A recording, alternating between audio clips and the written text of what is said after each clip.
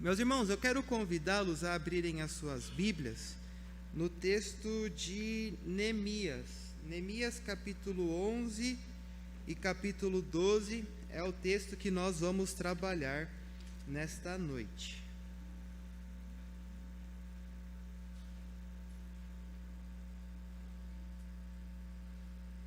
Neemias capítulo 11, capítulo 12...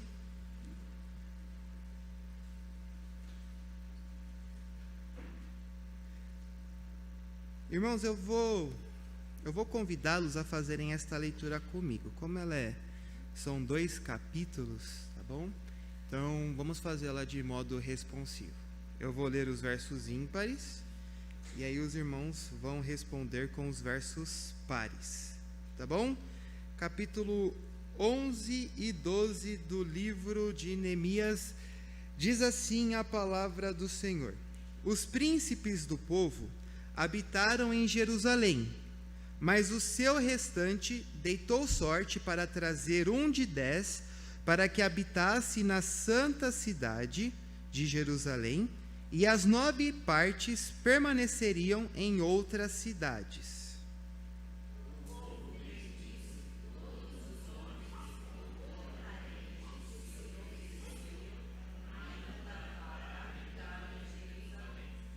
São estes os chefes da província que habitaram em Jerusalém. Porém, nas cidades de Judá habitou cada um na sua possessão, nas suas cidades, a saber, Israel, os sacerdotes, os levitas, os servidores do templo e os filhos dos servos de Salomão.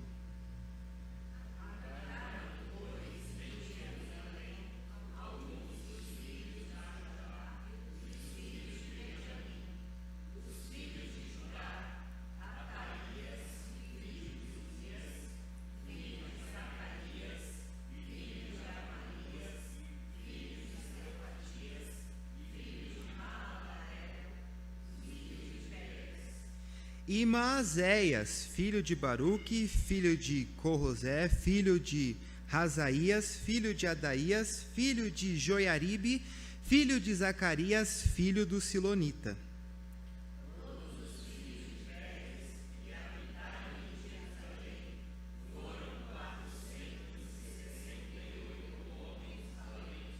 São estes os filhos de Benjamim: Salu, filho de Mesulão, filho de Joede, filho de Pedaías, filho de Colaías, filho de Maazéias, filho de Tiel, filho de Jesaías.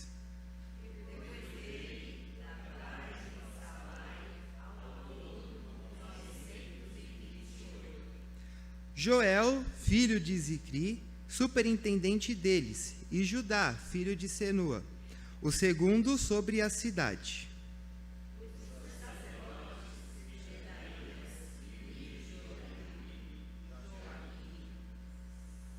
Seraías, filho de Hilquias, filho de Mesulão, filho de Zadoque, filho de Meraiote.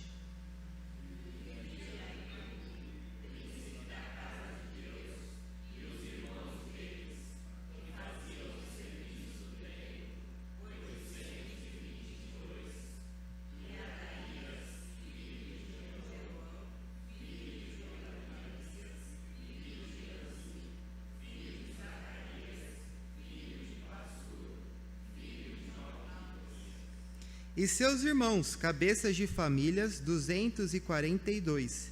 E Amasaí, filho de Azarel, filho de Azaí, filho de Mesilemote, filho de Imer, e dos irmãos deles, homens...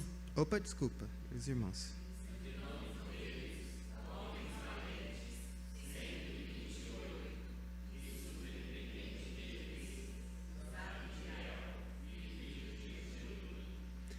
Dos levitas, Semaías, filho de Hassube, filho de Asricão, filho de Hassabias, filho de Buni, Sebataí e Josabade, dos cabeças dos levitas que presidiam o serviço de fora da casa de Deus, Matanias, filho de Mica, filho de Zabdi, filho de Asaf, o chefe que dirigia os louvores nas orações, e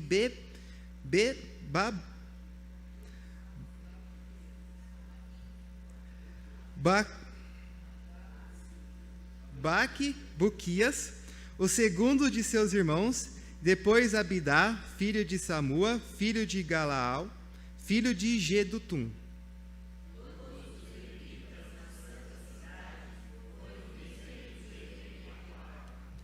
Dos porteiros, Acube, Talmon e os irmãos deles, os guardas das portas, 172.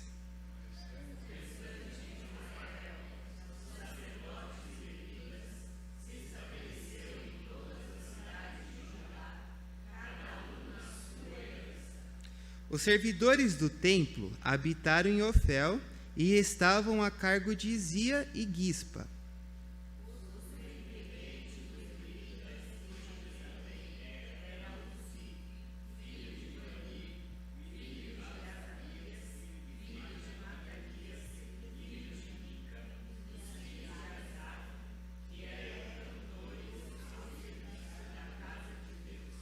Porque havia o mandado do rei a respeito deles e certo acordo com os cantores, concernentes às obrigações de cada dia.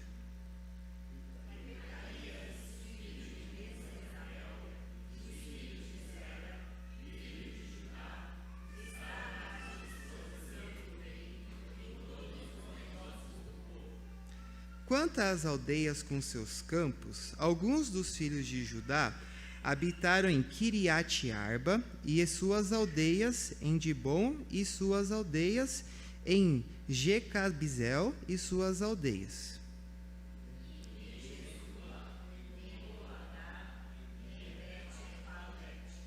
Em Hazar-Sual, em Berseba e suas aldeias.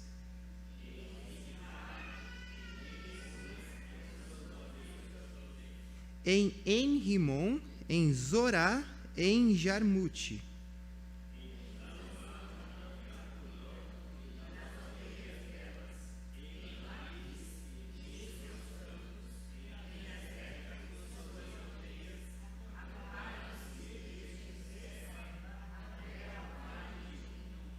Os filhos de Benjamim também se estabeleceram em Geba, e daí em diante em Miquimás, Aia, Betel e suas aldeias.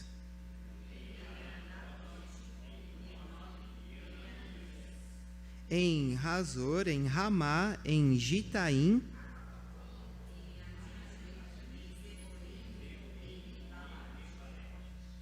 em Lode e em Ono, nos vales dos artífices.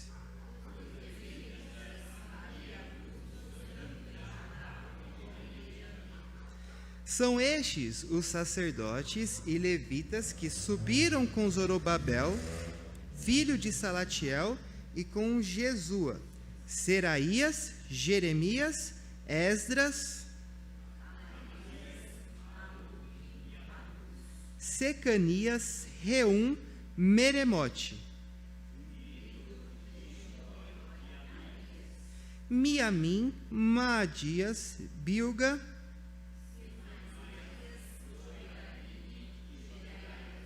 Salu, Amoque, Hilquias e Gedaías. Estes foram os chefes dos sacerdotes e de seus irmãos nos dias de Jesua.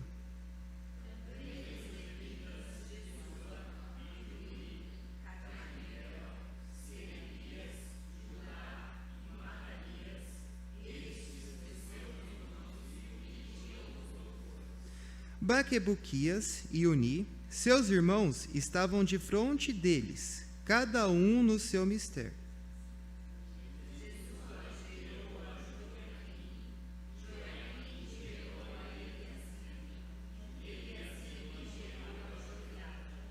Joiada gerou a Jonatas, e Jonatas gerou a Jadua.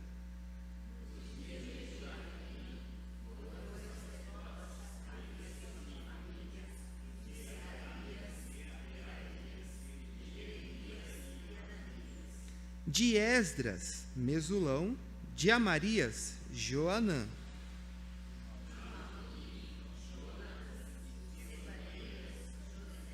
De Harim, Adiná.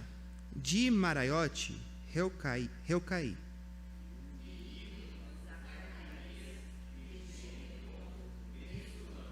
De Abias, Zicri. De Mianamim e de Moadias, Piltaí.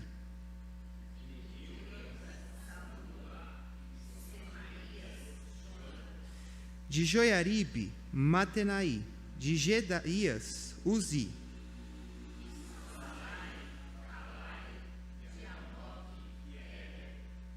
De Hilquias, Hassabias. De Gedaías, Netanel.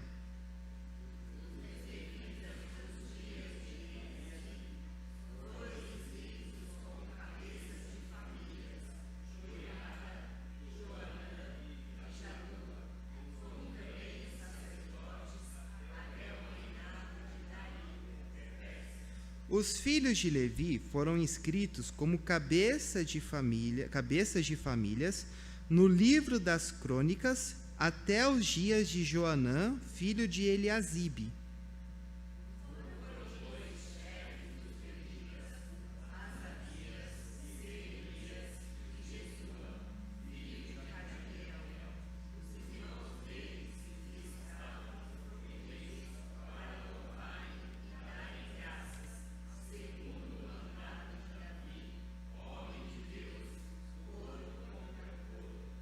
Matanias, Baquebuquias, Obadias, Mesulão, Talmon e Acube eram porteiros e faziam a guarda aos depósitos das portas.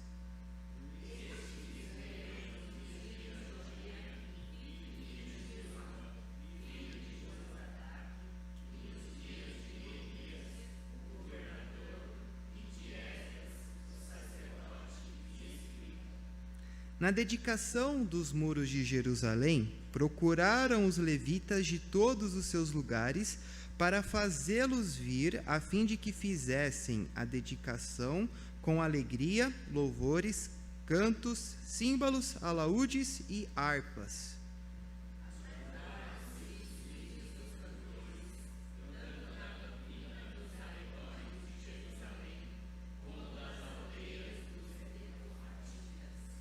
Como também de Bet-Gigal e dos campos de Geba e de Asmavete, porque os cantores tinham edificado para si aldeias nos arredores de Jerusalém.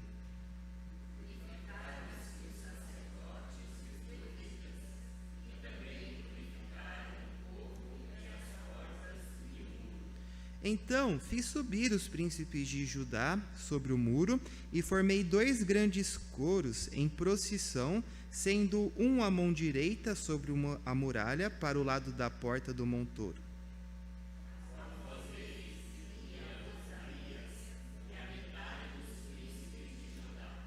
Azarias, Esdras, Mesulão.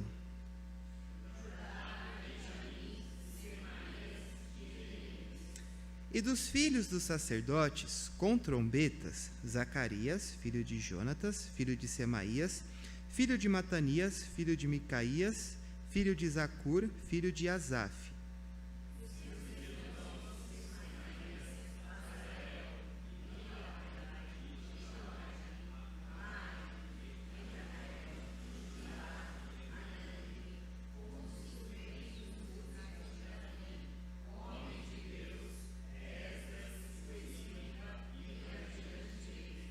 À entrada da porta da fonte, subiram diretamente as escadas da cidade de Davi, onde se eleva o muro por sobre a casa de Davi até as portas das águas, do lado oriental.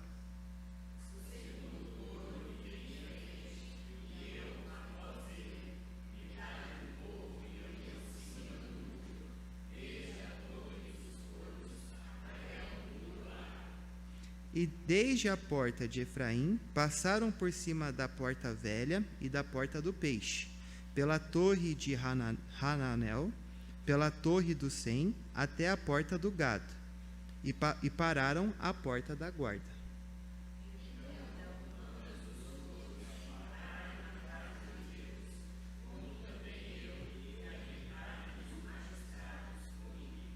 Os sacerdotes Eliaquim, Maazéias e Miniamim, Micaías, Elionai, Zacarias e Hananias iam com trombetas.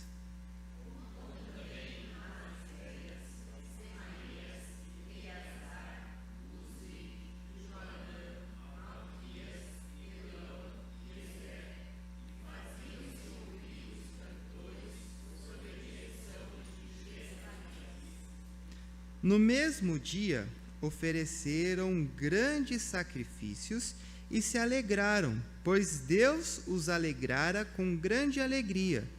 Também as mulheres e os meninos se alegraram, de modo que o júbilo de Jerusalém se ouviu até de longe.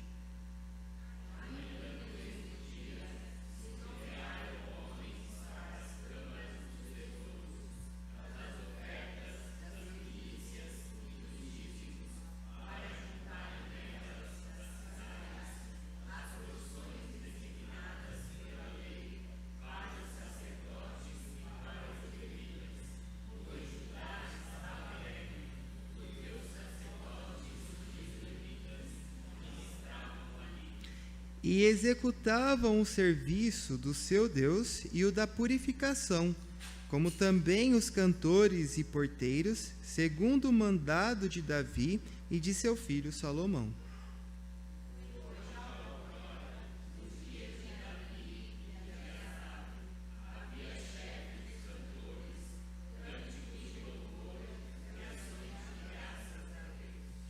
Todo Israel, nos dias de Zorobabel e nos dias de Neemias, dava aos cantores e aos porteiros as porções de cada dia e consagrava as coisas destinadas aos levitas e os levitas as destinadas aos filhos de Arão.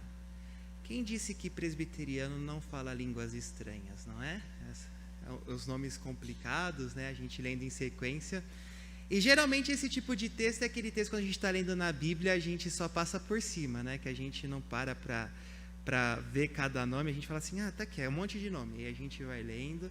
Mas, meus irmãos, a gente tem que aprender que esses textos também são palavras do Senhor, foram inspiradas, vieram de Deus, e são importantes, e tem coisas a ensinar na nossa vida também. Eu sei que a leitura foi longa, e eu espero que Deus nos ajude a compreender, tá bom? Mas muito obrigado pela leitura aí de vocês, eu não teria conseguido, vocês viram aí que eu parei em Baquibuquias, né? Foi um pouco difícil de ler, mas chegamos ao fim. Então, a nossa pregação, né? Vamos lá, ao que importa. Meus irmãos, eu não sei quantos vocês sabem, essa semana eu não estive muito bem de saúde. Na terça-feira eu tive uma crise de enxaqueca muito forte. Foi a terceira que eu tive na vida, já deixando os irmãos um pouco mais tranquilos também, eu vou passar já com o neurologista, já está marcado para eu ver o que está acontecendo aí comigo, mas foi uma situação muito apavorante, porque eu senti alguns sintomas antes que eu não sabia que estavam relacionados à enxaqueca, mas eu fui descobrir que a enxaqueca ela tem 4 fases, e a segunda fase da enxaqueca se chama aura. E é nessa fase da enxaqueca que você pode ter alguns sintomas como formigamento nas mãos e no rosto, além de dormência na mão e no rosto. Então eu tive isso e eu fiquei um pouco assustado, né? Porque eu pensei que podia estar tendo alguma coisa mais séria. E na verdade era uma enxaqueca, que depois vem a parte da cefaleia, que é aquela dor de cabeça, que aí só com remédio, medicação na veia mesmo para fazer passar a dor. E por que eu estou contando isso para vocês? Porque geralmente toda doença ela é precedida de sinais, não é? Quando você está doente, você vai ter uma série de sintomas que vai mostrar que você está doente. E o contrário também é válido. Quando você está saudável, você tem uma série de sinais que vai mostrar que você está saudável, não é? Só dando um exemplo aqui, se eu tentasse fazer uma corrida, talvez até o final da Tucumã aqui, o final da rua, eu não aguentaria, começaria a passar mal, começaria a ofegar. Isso significa que eu não estou tão saudável assim. Por quê? Porque eu estou sobrepeso, então isso já é uma evidência da saúde. E a pergunta que eu faço é, quando a gente fala de igreja, será que nós temos evidências que mostram, que evidenciam para nós a saúde de uma igreja? Será que existem sinais que a gente pode olhar e perceber para a nossa vida como igreja, que indicam se nós estamos saudáveis ou estamos doentes como igreja? E aí, se nós fôssemos médicos, nós deveríamos olhar para a nossa igreja, essa bela senhora de 45 anos, e ver, né, como que ela está. Ver se ela está saudável ou não, e a partir disso também nós prescrevermos aquilo que é necessário para ela. Obviamente, esse diagnóstico que a gente faz não deve ser feito a partir das nossas suposições, não daquilo que a gente quer. Por exemplo, a gente pode falar assim, nossa, na igreja só tem um violão, né? Eu queria que na igreja tivesse 3 violões, então está errado a igreja. Não é de acordo com aquilo que a gente quer, mas de acordo com aquilo que a palavra nos instrui. Então eu queria convidar vocês, olhando para esses 2 capítulos, a procurarmos aqui evidências de uma igreja saudável. E eu acredito que esses 2 capítulos forneçam isso para nós, porque o que está acontecendo aqui nesses 2 capítulos? A gente leu, foi uma leitura longa, mas o que Neemias está contando para a gente? Qual que é o foco do capítulo 11 e do capítulo 12? A gente tem que se lembrar, e se você for lá no YouTube e olhar as primeiras pregações que eu fiz a respeito de Neemias, eu disse que o foco dessa série de pregações em Neemias seria aquele processo de retomada, porque nós temos voltado de um período difícil de pandemia, e a gente olharia para o livro de Neemias buscando falar sobre retomar a nossa vida como igreja, a nossa vida como comunidade da fé. E o livro de Neemias é um livro que fala sobre restauração. Se você ler Neemias do capítulo 1 ao capítulo 13, o grande foco do livro de Neemias é falar como o povo que foi exilado, como o povo que estava no cativeiro, passou por um processo de restauração quando eles voltaram da Babilônia. Esse é o foco de Neemias. Então, esse é um povo que está sendo restaurado e, graças a Deus, é um povo que está saudável. Obviamente, eles vão mostrar falhas, eles vão cometer falhas, mas quando a gente olha para o povo de Judá no livro de Neemias, a gente pode ter uma perspectiva positiva sobre eles. Eles cometem falhas, mas em muitas coisas eles servem como exemplo para nós. E a gente viu isso ao longo do capítulo. A gente viu que foi um povo que se arrependeu, foi um povo que buscou prestar um culto ao Senhor, e tudo isso por conta da preocupação do líder deles. A gente tem 2 principais líderes nesse período, Neemias e Esdras. Neemias é um líder político e Esdras é um líder religioso. E ambos têm uma preocupação muito grande com que esse povo que voltou do cativeiro viva de forma agradável a Deus. Eles entenderam que eles foram para o cativeiro porque foram desobedientes a Deus. Então, tanto a preocupação de Neemias e Esdras é evitar que o povo volte a cometer aqueles antigos erros e voltem para o cativeiro. Então, eles vão tomar uma série de medidas que vão tentar alinhar o povo à vontade de Deus. E a gente vê aqui, então, um povo que é saudável. Então, quando a gente olha para esses 2 capítulos aqui, é positivo. Você pode falar, são coisas para a gente imitar. No próximo capítulo, a gente vai ver coisas que não são para imitar nesse povo. Mas esses 2 capítulos aqui fornecem para a gente modelos de um povo saudável. Então, eu queria trazer para vocês, na verdade, 3 ensinos desse texto, que são ensinos que evidenciam a saúde deles, e que também devem ser sinais que nós devemos apresentar como igreja, que também mostram que a nossa igreja está saudável. E aí a gente faz aquele processo de reflexão. Se é assim que nós deveríamos ser e nós não estamos, significa que de alguma maneira nós também temos carregado aí, vou chamar assim, uma doença. Então a gente precisa também se reavaliar e ver qual que é o tratamento necessário para nós, tá bom? Mas 3 evidências então de uma igreja saudável. Primeiro, uma igreja saudável, assim como esse povo, tem um povo e tem membros que são dispostos. Essa é a primeira evidência de um povo saudável, essa é a primeira evidência de uma igreja saudável, a disposição das pessoas que compõem a igreja. Por que eu estou dizendo isso? O capítulo 11 e o capítulo 12 de Neemias, o capítulo 11, ele está preocupado com medidas políticas que Neemias toma para reestruturar, para restaurar Jerusalém.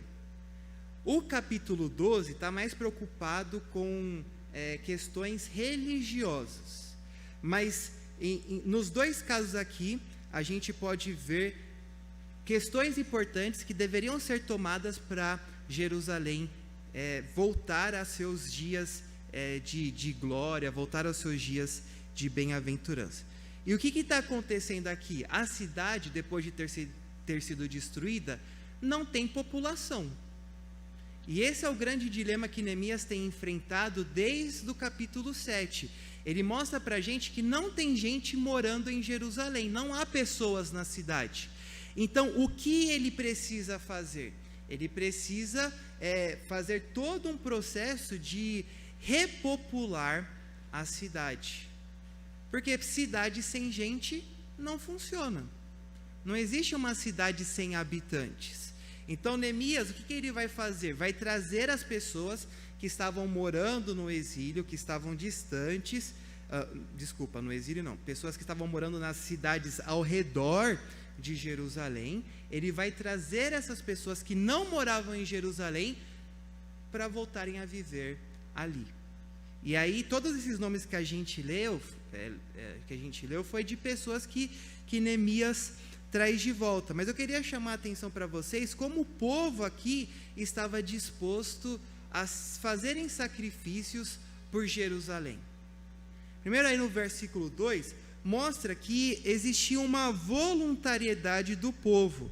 O texto diz para a gente que haviam homens que haviam se oferecido para habitar em Jerusalém. E a gente pode pensar assim, eles estão só aí se matriculando num programa habitacional do governo, vão para Jerusalém, vão ganhar uma casa nova, perfeito, né? Quem não quer morar em Jerusalém? Não é? Vamos pensar assim, alguém que mora no interior, alguém fala assim, vem morar aqui em São Paulo que a gente vai ter casa para você e trabalho. E você fala assim, quem não quer ir lá e morar em São Paulo? Gente, não é tão fácil assim, porque a gente tem que pensar na cultura daquele povo. De onde vinha o sustento deles?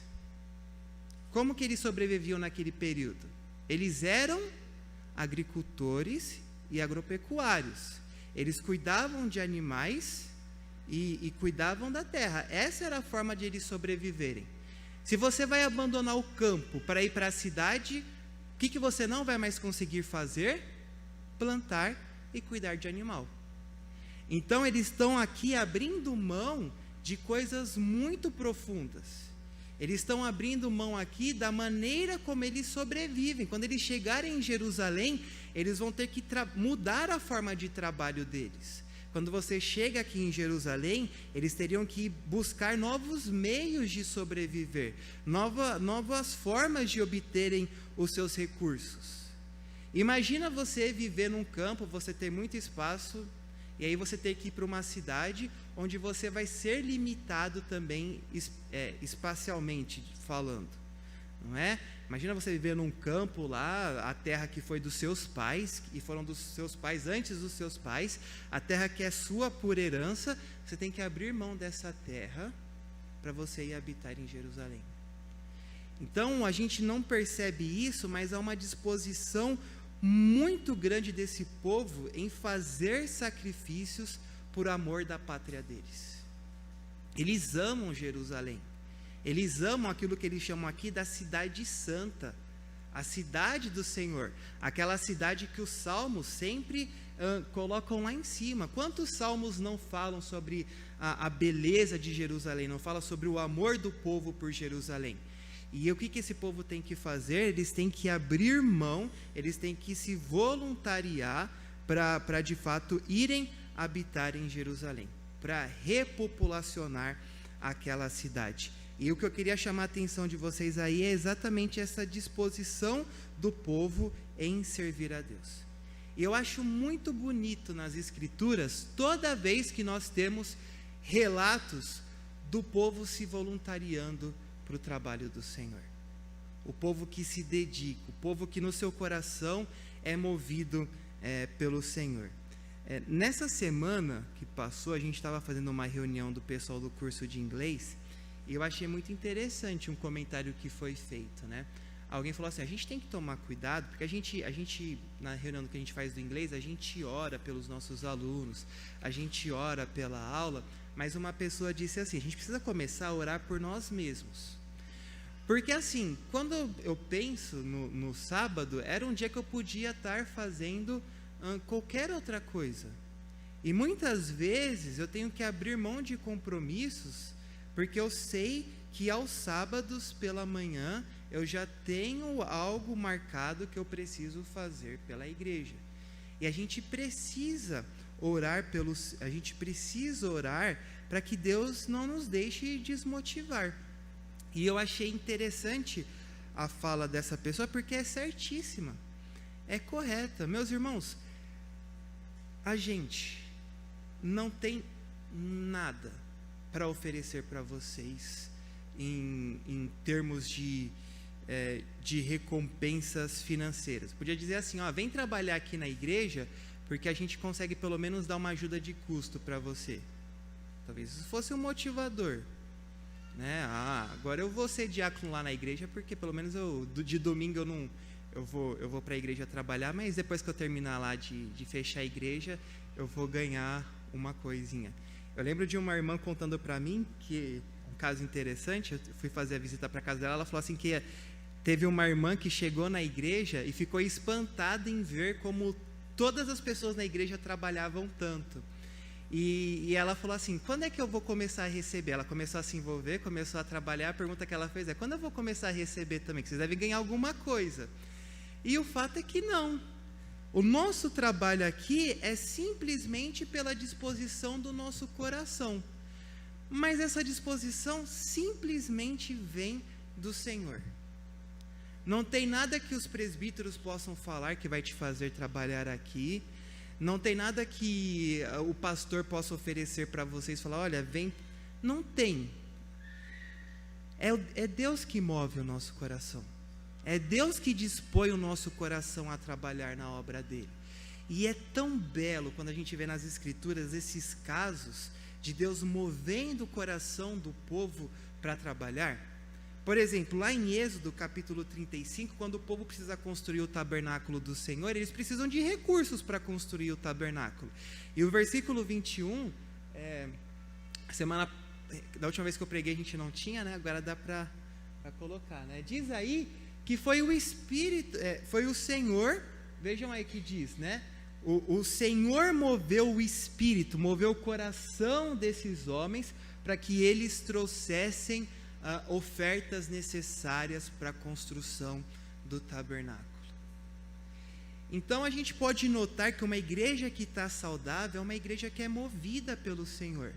É uma igreja que Deus dispõe o coração das pessoas para trabalhar na obra dele. As pessoas têm o desejo de falar, não, eu quero servir, eu quero trabalhar na casa do Senhor, eu quero usar os meus dons, eu quero usar os meus talentos, eu quero usar os meus recursos pela minha igreja, porque eu amo a minha igreja, porque eu amo o Senhor daquela igreja.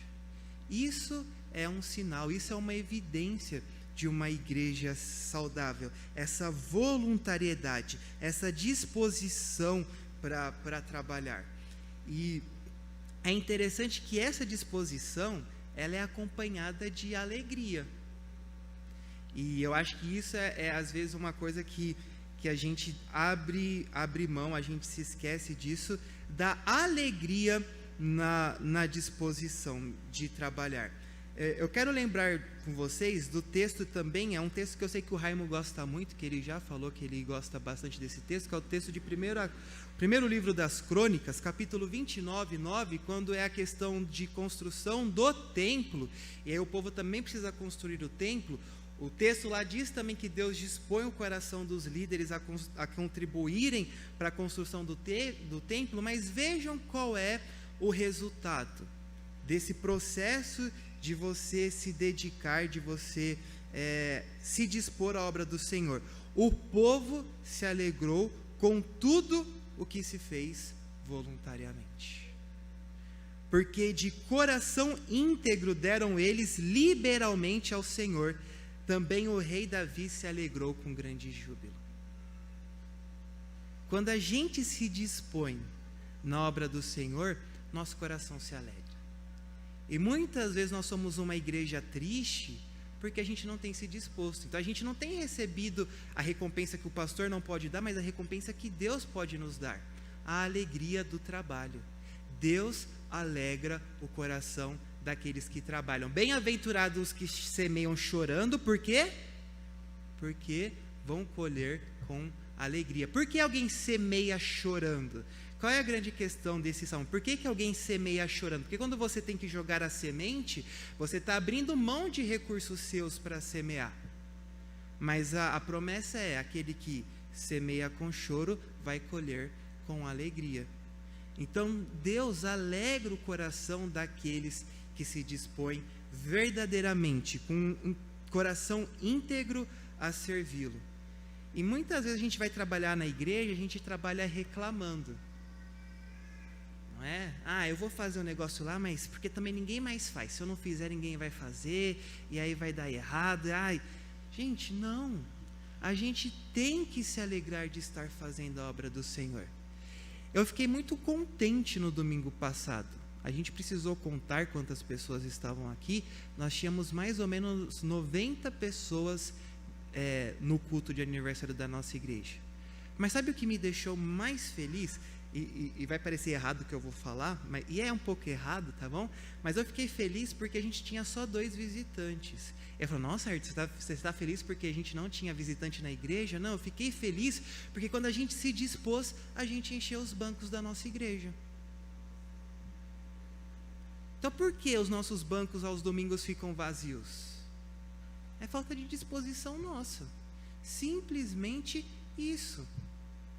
A gente vai procurar outras coisas para fazer, a gente vai querer arranjar coisa para a nossa cabeça, ver o Corinthians. O Corinthians foi eliminado? Ver o Corinthians ser eliminado, é isso que a gente vai buscar, e a gente deixa de se dispor na obra do Senhor. Então, e a gente fica infeliz, a gente fica reclamando, e na verdade a gente vê aqui que a característica de uma igreja saudável, porque esse povo era saudável, era a disposição.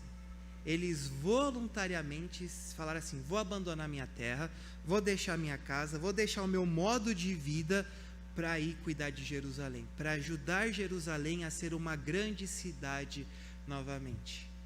Se esse povo abriu mão da casa, abriu mão da herança da família, abriu mão da forma de sustento, meus irmãos, o que é tão grande para a gente que a gente não possa abrir mão aos domingos para vir para a igreja?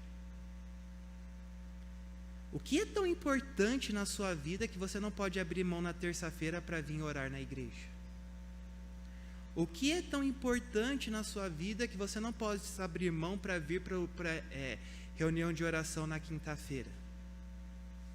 O que é tão importante que você tem assim que você não consegue participar dos trabalhos da igreja, não consegue se dedicar e trabalhar na igreja?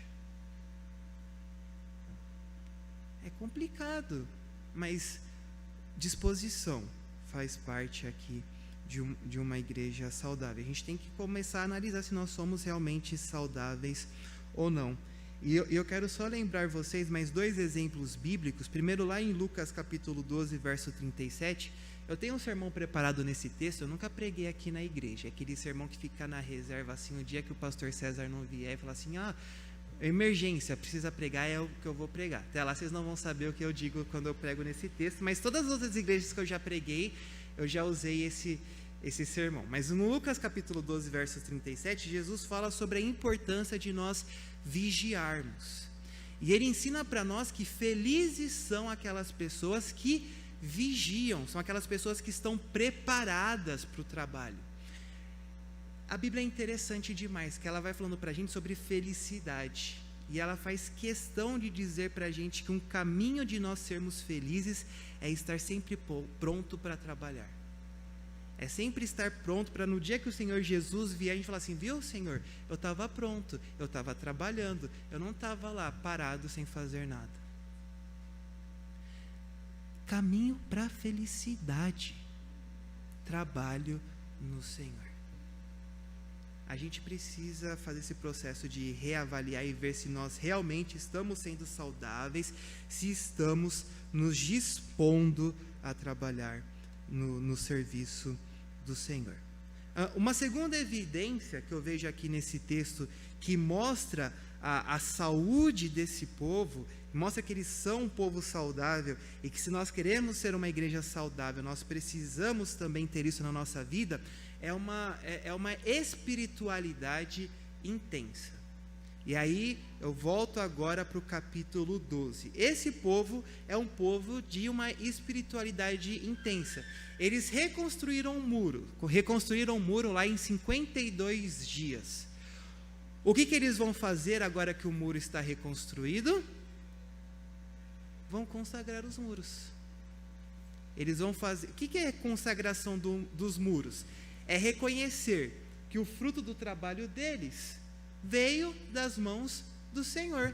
Eles vão agradecer a Deus por aquilo que Deus fez em suas vidas. Então, uma verdadeira espiritualidade é marcada por um enorme senso de gratidão a Deus. Esse é um povo muito grato ao Senhor. E aí o que eles vão fazer então? Vão fazer um culto agradecendo a Deus porque os muros foram construídos. Eles sabem que eles construíram, colocaram a pedra ali, fizeram tudo o que havia para fazer, mas aqueles muros só vão permanecer de pé se Deus sustentar aqueles muros. Por isso eles buscam a Deus. O verso de número 27 mostra aí para a gente que eles vão, diz aí, na dedicação dos muros de Jerusalém, eles foram lá, procuraram os levitas que estavam separados, estavam espalhados pela terra, a fim de que eles fizessem a dedicação do muro com o quê? Veja aqui novamente, com alegria, louvores, canto, símbolos, alaúde e harpas. Era uma igreja que vibrava, uma igreja que louvava, uma igreja alegre, que oferecia louvores a Deus. Era uma igreja de espiritualidade intensa. E eu quero destacar, meus irmãos, que às vezes a gente se esquece da importância da alegria no nosso meio. Não é? A alegria é um fruto do Espírito Santo. Quando você vai lá em Gálatas capítulo 5, verso 22, diz que o fruto do Espírito Santo é alegria, é gozo, é sentir prazer no Senhor, é sentir prazer em estar na casa de Deus, é sentir prazer em louvar ao Senhor. Eu quero compartilhar duas experiências que eu tive na vida em relação ao louvor nessa igreja. Primeiro, quando eu era pequeno, eu era sem vergonha, eu vou usar essa expressão aqui, que eu não vinha para a igreja, mas às vezes eu passava na frente da igreja e eu já conhecia a igreja, porque já tinha vindo aqui algumas vezes, mas não era membro, não tinha sido convertido pelo Senhor, e eu passava em frente à igreja, às vezes tinha alguns diáconos lá na porta, mas era muito interessante passar na frente dessa igreja no momento que os irmãos estavam cantando. Eu não me esqueço disso, de ouvir o povo aqui dentro louvando a Deus. Eu passava lá fora e você ouvia, olha, louvores ao Senhor, não é? E aí a segunda experiência que eu tive foi quando eu cheguei no seminário. Quem aqui conhece o pastor Hermes Tenmaia? O Hermes Tenmaia já pregou aqui na igreja, ele é um dos maiores teólogos que a gente tem no Brasil, ele já pregou aqui, e ele falou, de que igreja? E esse homem tem uma memória excepcional. né? A gente fazia as apresentações no seminário e falava, de que igreja você é? Eu falava assim, sou lá uma igreja lá do Recife. Ele falava, lá no Recife, onde tem aquele presbítero lá, a mulher lá, eu fiquei sabendo do caso daquela mulher lá em 98, que problemão que deu aquela igreja, né? Ele falou assim, olha a memória desse homem. E ele perguntou, de que igreja você é? Eu falei, sou da igreja presbiteriana de Vila Buenos Aires. Ele falou, quem é o pastor lá? Aí eu falei, é o pastor César Marinho. Ele falou, o César Marinho foi meu aluno, negão, cheio de paixão, se veste bem. Foi isso que ele falou do pastor César. Ele falou, e aquela igreja lá, que louvor. Aqueles jovens daquela igreja, quando eles louvavam ao Senhor, que louvor aquela igreja tinha. Vejam, esse homem se lembrando da forma como a nossa igreja louvava a Deus. Da alegria dos louvores, né? Quando o Raimo era conselheiro da nossa UMP, não tinha um dia que ele não lembrava dos... na minha época, a nossa igreja, dos louvores. Nosso coração precisa sentir saudade disso, dessa vida intensa de espiritualidade ao Senhor, de cantarmos louvores com alegria, de ter prazer de estar na casa do Senhor aos domingos.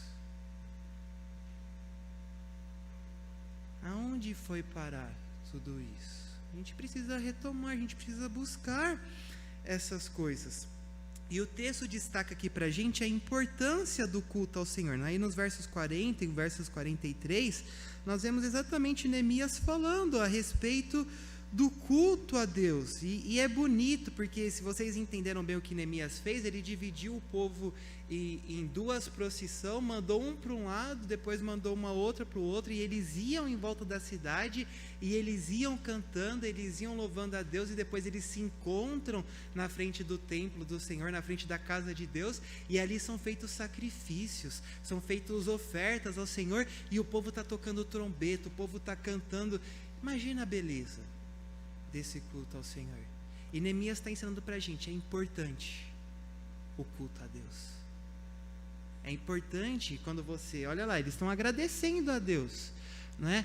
Culto de gratidão. A gente teve na semana passada, né? Culto de gratidão pelos 45 anos da nossa igreja. Mas não era costume antigamente serem feitos, né? Nós vamos fazer um culto de gratidão por determinada causa, e aí a gente ia lá, a gente agradecia ao Senhor, culto de final de ano, culto de gratidão pelo ano que o Senhor nos deu, e aí, vamos agradecer a Deus. A gente esqueceu. O Sr. Nishimura falou isso agora no texto que ele leu. A gente, por exemplo, do trabalho, a gente tem o trabalho, a gente não agradece, nós nos tornamos pessoas ingratas, nós deixamos de agradecer ao Senhor. Meus irmãos, é um privilégio, vai parecer meio duro que eu vou falar para vocês, mas é um privilégio demais vocês estarem aqui nessa noite. Tá bom? Não achem que Deus é devedores de vocês. Vocês são devedores de Deus. É um privilégio para vocês estarem aqui. Para vocês que são pais, vocês deveriam agradecer a Deus pela vida dos seus filhos. Para você que está empregado, você deveria agradecer a Deus pelo trabalho que Ele te dá.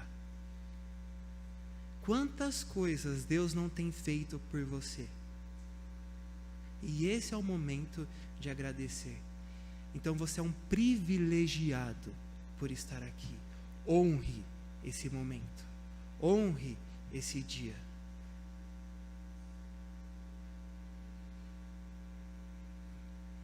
E às vezes a gente não consegue fazer isso. Meus irmãos, desculpe se eu estiver sendo um pouco duro, né? Não sei, o pessoal fica falando, nossa, Ayrton, você só sobe lá para ficar batendo nos outros. Desculpem por isso, não é a minha intenção. Eu não falo assim, hoje eu vou lá só para falar. Não é, tá bom? Mas é uma coisa que precisa ser dita. E eu sei que é duro. E a mesma coisa que eu digo para vocês é algo que eu preciso também praticar. Não estou falando aqui para vocês como alguém que é perfeito. Não. Eu sou tão pecador, eu sou tão ingrato quanto qualquer um. Mas essa é a verdade, a importância da gratidão. E aí, quando eles falam sobre culto, eu queria só destacar uma coisa, que no culto é necessário santidade. Vejam o verso 30. Quando os sacerdotes vão prestar o culto ao Senhor, antes de tudo, eles fazem o quê? Se purificam. Purificaram-se os sacerdotes e os levitas, que também purificaram o povo e as portas e o muro. Domingo, eu vou agradecer a Deus pela minha vida. Eu vou agradecer, vou chegar no culto ao Senhor, vou louvar a Deus. O culto começa às 7 horas. 6h30 eu vou tomar banho. Para chegar no culto 7h15, correndo e suado, e nem adiantou tomar banho, porque você teve maior correria para chegar no culto. Onde você está às 5h45? Às 5h45 eu estou me preparando para ir para o culto. Eu já li um texto bíblico, eu já fiz as orações, eu já pedi para Deus me abençoar quando eu estiver lá na igreja. É isso que a gente faz, não é? 5h45 a gente está lá lendo a Bíblia. Reuniu a família, ó, filhos, esposa, vem cá, se reúne aqui, vamos ler a Bíblia para a gente ir para a igreja. Porque a gente não vai esperar chegar na igreja para ler a Bíblia. A gente, no dia do Senhor, vai se preparar para cultuá-lo. Vamos ler a Bíblia aqui? Não é isso que a gente está fazendo. A gente está fazendo tanta, mas tanta coisa. E a gente fala assim, nossa, tocou o alarme, agora eu vou correr, vou tomar banho. Aí os filhos, vai tomar banho vocês também, não demorem. Aí a gente chega aqui na igreja, nossa cabeça está lá na janela da casa que a gente deixou aberto, que a gente pode ter esquecido, está chovendo agora, pode ter sido do resto do almoço que você esqueceu de guardar na geladeira. A cabeça está em tanto lugar, só não está no culto ao Senhor, porque a gente não se prepara para cultuar a Deus. E a gente acha que a gente vai chegar aqui e vai ser abençoado pelo culto. Aí você sai daqui, você sai assim, mas Deus não me abençoou nesse domingo. Nossa, a palavra do Ayrton, que palavra fraquinha. Pastor César, não. É porque a gente não se prepara para o culto. É por isso que ele não tem impacto na nossa vida. Porque a gente acha que pode oferecer qualquer coisa para Deus. E Neemias está dizendo, o povo se preparou para ir cultuar a Deus. Qual é a preparação que você fez para estar aqui nesta noite? Não é? Isso é importante também. Meus irmãos, por fim, essa intensidade espiritual deles é evidente. Vejam que é tão bonito. Gente, olha a beleza do verso 43. É aquelas coisas que a gente fala assim, nossa, como o nosso Deus é grande. Leiam para mim, por favor, o verso de número 43. O que diz o verso de 43? Pode ler, igreja.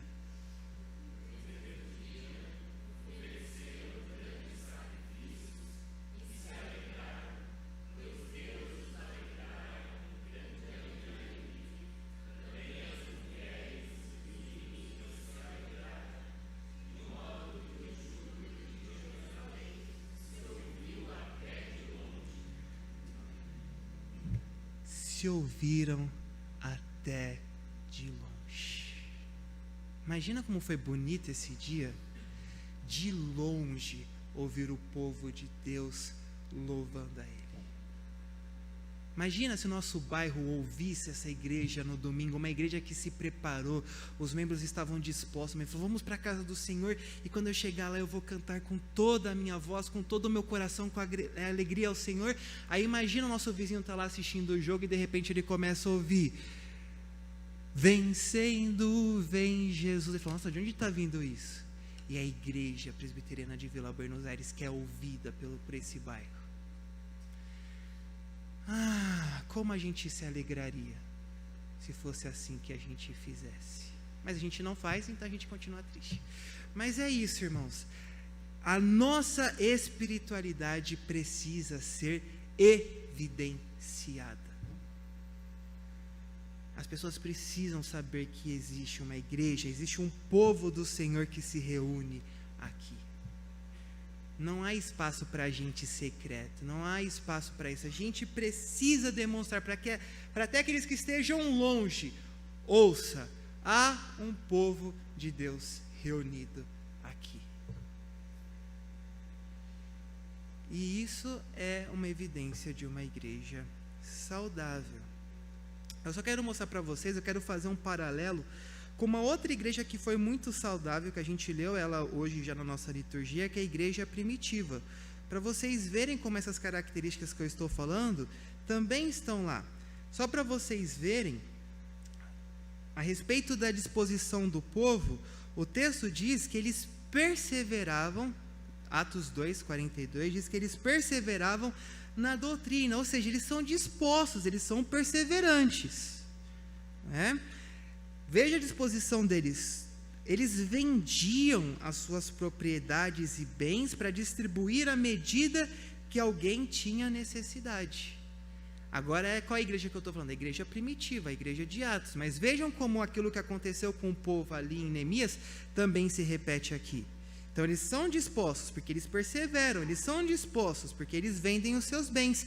Eles são um povo de espiritualidade intensa, porque todos os dias eles estavam ali no partir do pão, eles estavam em oração, eles eram unânimes no templo, e eles evidenciavam a fé dele, porque o verso 43 diz que havia temor na alma das pessoas. Em que alma havia temor? Não era na alma das pessoas dentro da igreja, era nas pessoas fora da igreja. Como eles viam a fé daquele povo, elas temiam e louvavam a Deus. De tal forma que o texto aí também de Atos, capítulo 2, vai dizer que a igreja contava com a simpatia de todo o povo. E por isso eles cresciam. Conseguem ver a disposição? A espiritualidade intensa? E por fim, tá bom? Voltando agora para o texto de Neemias, os versos 44 e 47, mostra que um povo saudável tem um serviço constante ao Senhor. Quando a gente vai ver aí, a partir do capítulo 12, verso 44, a gente vai ver agora como Neemias e as pessoas organizaram serviços religiosos. E vai ser dito para a gente que vão ser nomeadas pessoas para diversas funções. Então, olhe para a igreja daqueles dias. Havia uma diversidade de funções ali. A gente vê aí, tinha as pessoas que tinham que cuidar das câmeras dos tesouros, que aí iam ser dadas ali as ofertas, as primícias, não é? A gente vê a questão dos levitas e os sacerdotes, que iam ministrar diante de Deus. Então, há uma diversidade de funções. E Paulo, quando ele vai lá em Romanos, capítulo 12, verso 4, ele diz assim: porque assim como num só corpo temos muitos membros, mas nem todos os membros têm a mesma função. Meus irmãos, o que não falta na igreja é trabalho.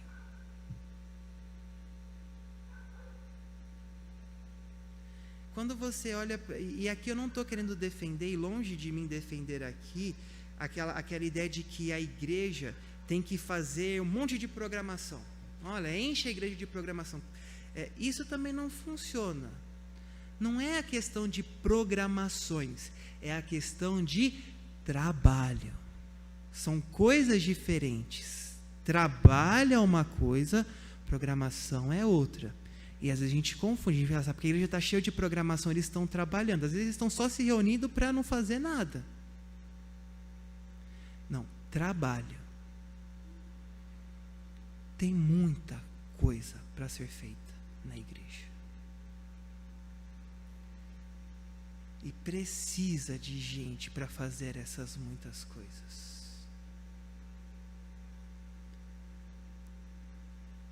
Evangelizar o bairro, data show, grupo de louvor, tem tanta coisa que a gente pode fazer, tem tantos projetos que a gente pode criar. E Paulo está nos ensinando nesse texto de Romanos, e a gente está vendo isso aqui no texto de Neemias, é que uma igreja saudável tem as pessoas trabalhando nas mais diversas funções. Meus irmãos, eu quero desafiá-los com sinceridade. Não se acomodem. Não se acomodem. Não pense assim, eu vou na igreja só no domingo, vou assistir o culto, vou ficar lá no meu banco, vou ouvir, vou cantar umas músicas. Não façam isso. Participem da vida desta igreja. Eu tenho certeza que Deus vai te abençoar. Trabalhe.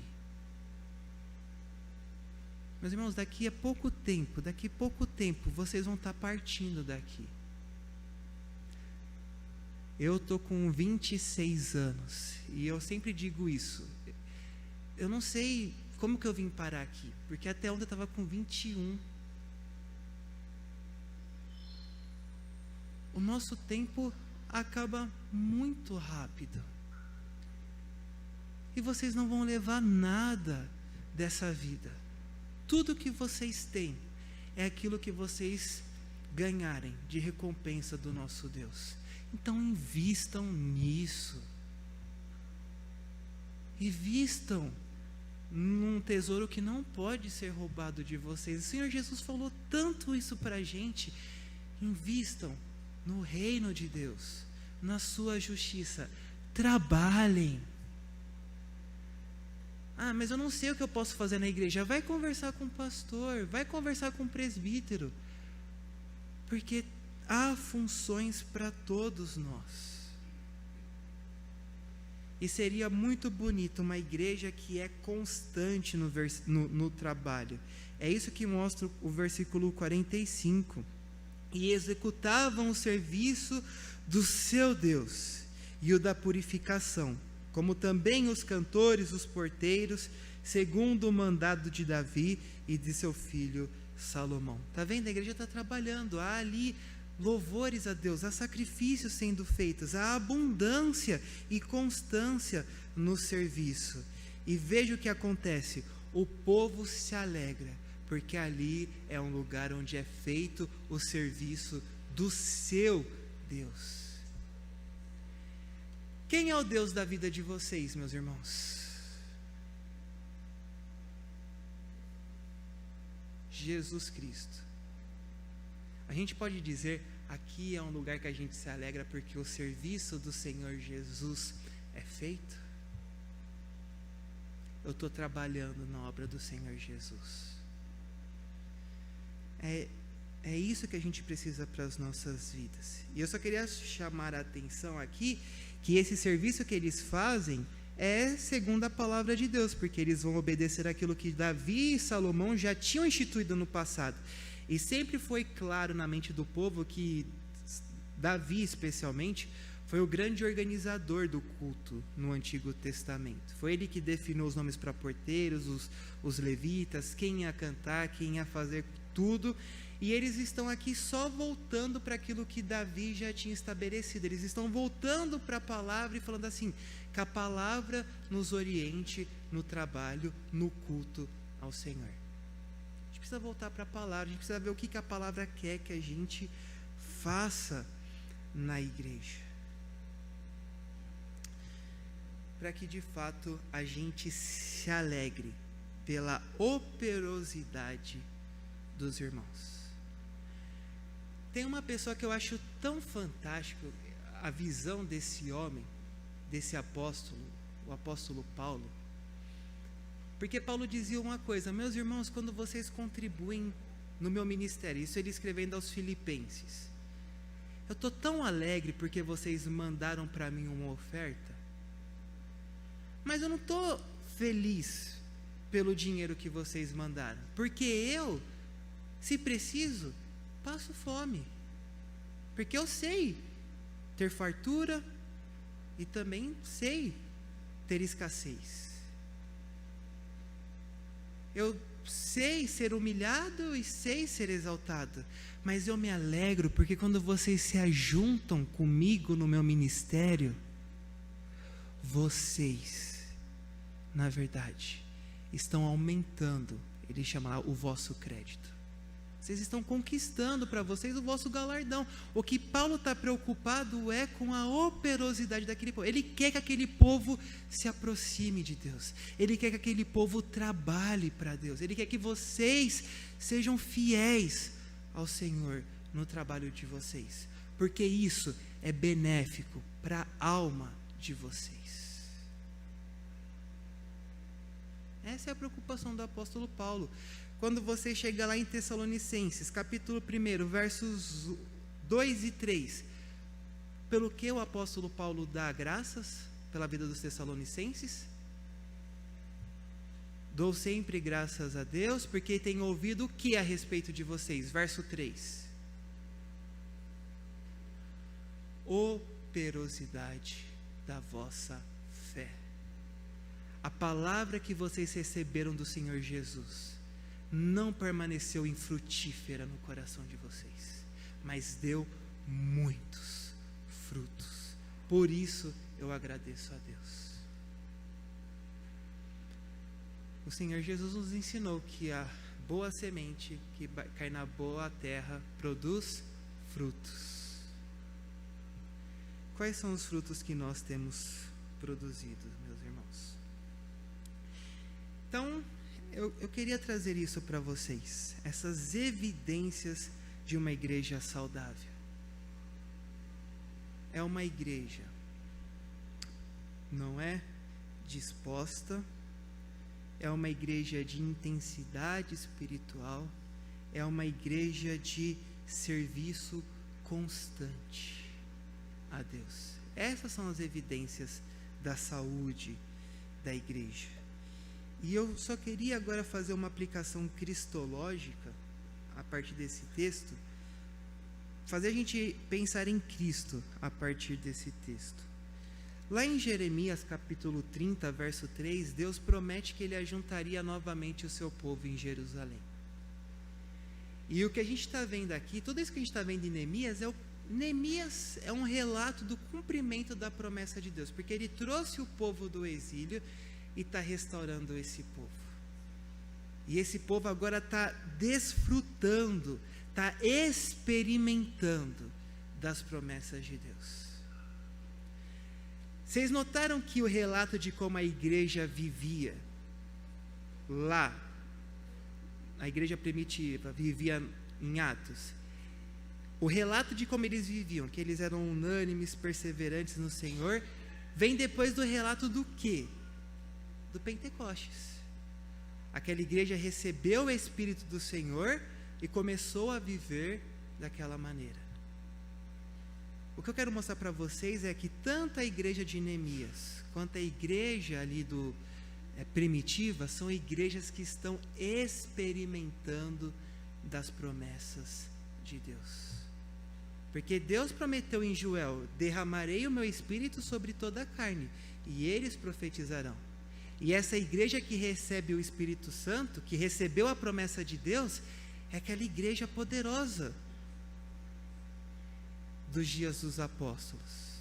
Essa igreja que está sendo restaurada por Deus, gente, eles não desapareceram como povo, mas Deus não permitiu que os judeus desaparecessem. Muitos povos sumiram durante o Império Babilônico, mas os judeus não, e Deus trouxe eles de volta para Jerusalém. Eles estão vendo um milagre acontecer no dia a dia deles. E é por isso então que eles dedicam tudo ao Senhor, porque eles estão experimentando as promessas de Deus. O meu maior medo talvez seja de que nós não estamos experimentando as promessas de Deus nas nossas vidas. E por isso a gente não frutifica. Porque as promessas do Senhor foram esquecidas. O Senhor Jesus disse: ide, fazei discípulos, porque toda autoridade me foi dada, e eis que estou convosco. Quando a gente deixa de experimentar essa promessa, não há operosidade da nossa fé.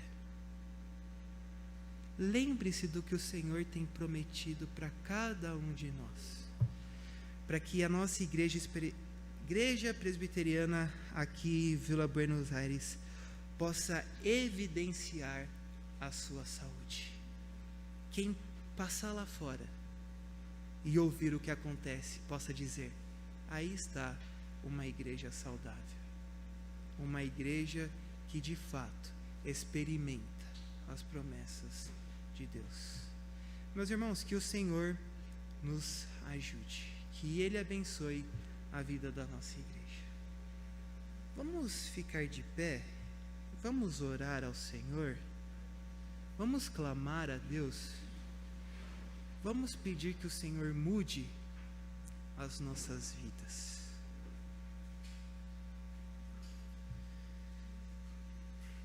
Senhor nosso Deus, nosso amado Pai, Senhor, primeiramente nós queremos te pedir perdão, porque nós somos limitados e nós somos falhos, Senhor. E nós não temos, Senhor, a capacidade de oferecer nada para o Senhor. Mas ainda assim nós queremos ser usados por Ti, Deus. Nós queremos que o Senhor use essa igreja aqui nesse lugar, que o Senhor use as nossas vidas, Pai, que essa igreja possa mostrar para quem quer que seja que ela é uma igreja saudável, Pai. Que é uma igreja que está plantada junto às fontes de água, que é a Tua palavra, que é o Senhor.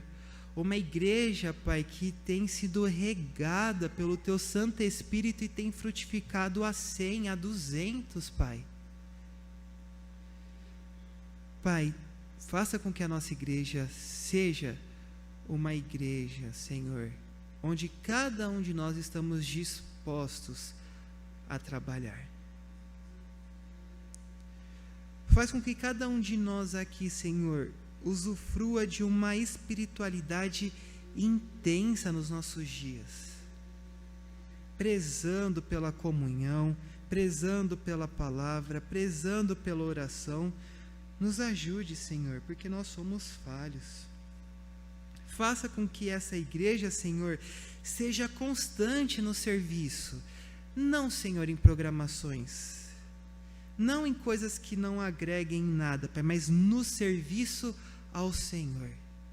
Que seja uma igreja operosa, uma igreja que tem trabalhado aqui neste bairro, nesta comunidade, para levar o Teu Evangelho às pessoas, Senhor.